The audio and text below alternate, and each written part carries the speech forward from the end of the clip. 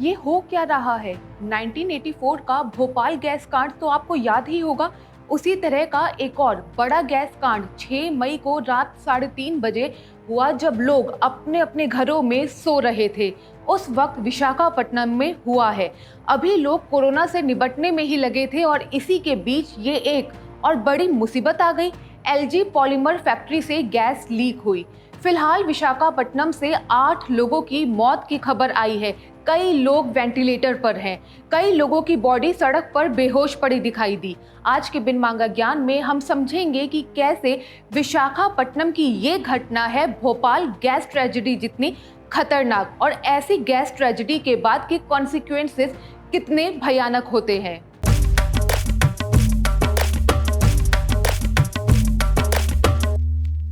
1984 में Bhopal gas tragedy में 3 लाख से ज्यादा लोग चपेट में आए थे और इस वक्त की जानकारी के अनुसार विशाखापट्टनम में 1000 लोग इस एक्सीडेंट के चपेट में हैं। थोड़ा फ्लैशबैक में जाकर समझते हैं कि भोपाल गैस ट्रेजेडी के बाद क्या क्या हुआ था और कैसा इसका इम्पैक्ट सोसाइटी पर पड़ा था।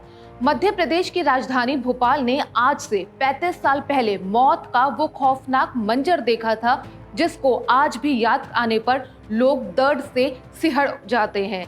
इस गैस ट्रेजेडी ने पूरी दुनिया को हिला दिया था। 2 दिसंबर 1984 को भोपाल में यूनियन कार्बाइड कंपनी से MIC गैस का रिसाव हुआ था। इस घटना में हजारों लोगों की मौत हो गई थी, तो वहीं कई हजार लोग इससे गंभीर रूप से प्रभावित हुए थे। इस जहरीली गैस ने मचाया था मौत का तांडव। सरकारी आंकड़ों के अनुसार करीब 15,000 लोगों की मौत हुई थी। जो बच गए वो तिल तिल कर मरते रहे। गैस पीड़ितों में ना जाने कितने अपंग हो गए। हालात इतने खौफनाक हो गए थे कि वहां आज भी इस घटना के करीब 35 साल बाद भी जो बच्चे पैदा हो रहे हैं उन पर गैस का असर दिख रहा है।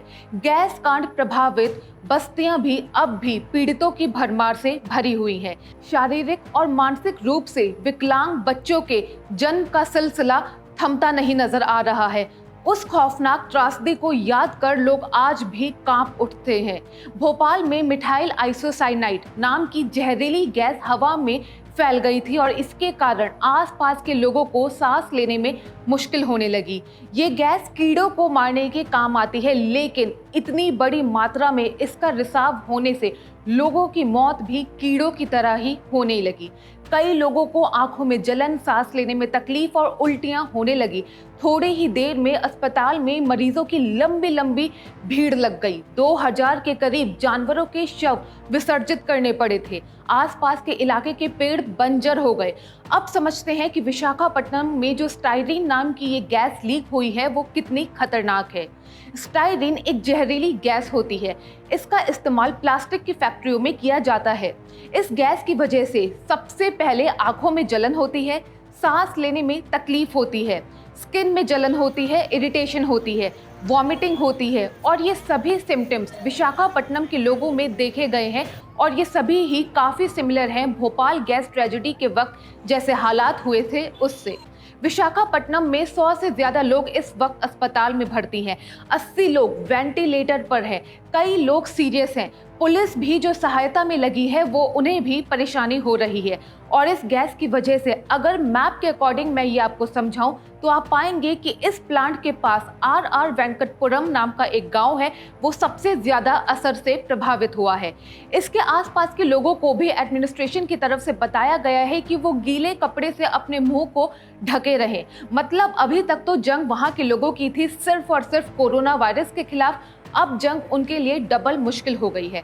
अगर करंट कोरोना वायरस के एंगल से देखें तो विशाखापट्टनम ऑरेंज जोन में आता है और लॉकडाउन के फर्स्ट फेज के खत्म होने के बाद NOC सर्टिफिकेट यानी कि non objectionable certificate LG polymer company को मिला था, जिसके बाद इसे फेजेस में खोला जा रहा था।